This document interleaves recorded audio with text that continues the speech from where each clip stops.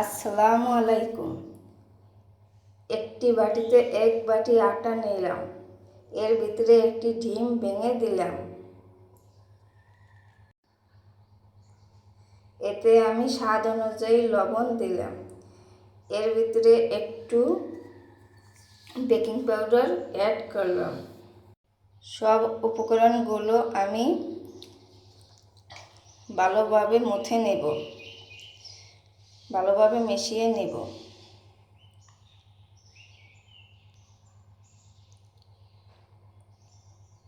মেশানোর পর একটু পানি দিয়ে আমি ভালোভাবে শক্ত ডো তৈরি করে নেব।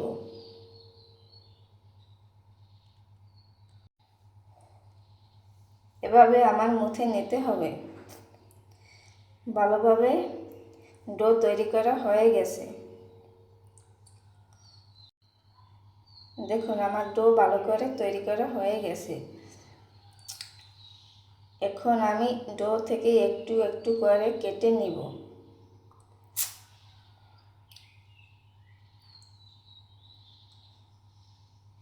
এরকম কেটে নিয়ে কড়াইয়ে তেল গরম করে তার ভিতরে দিয়ে দিতে হবে।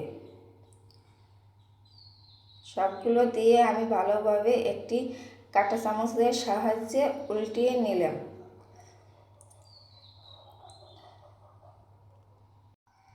মাঝারি আঁচে সোনালি বাদামি হওয়া পর্যন্ত আমার এগুলো ভেজে নিতে হবে। তোমরা যারা এখনও আমার চ্যানেলটি সাবস্ক্রাইব করনি, প্লিজ সাবস্ক্রাইব করে দিবে। নাস্তাগুলো হেলদি, অনেক সুস্বাদু, বাচ্চাদের জন্য উপকারী। দেখো আমার ভাজা হয়ে গেছে। এ পর্যায়ে আমি উঠিয়ে নেব।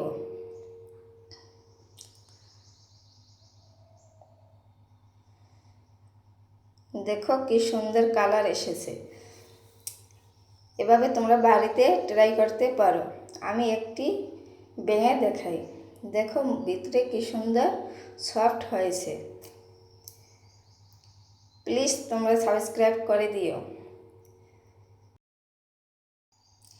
আমি আবারও বলছি, যারা যারা নতুন আছো প্লিজ সাবস্ক্রাইব করে দিও।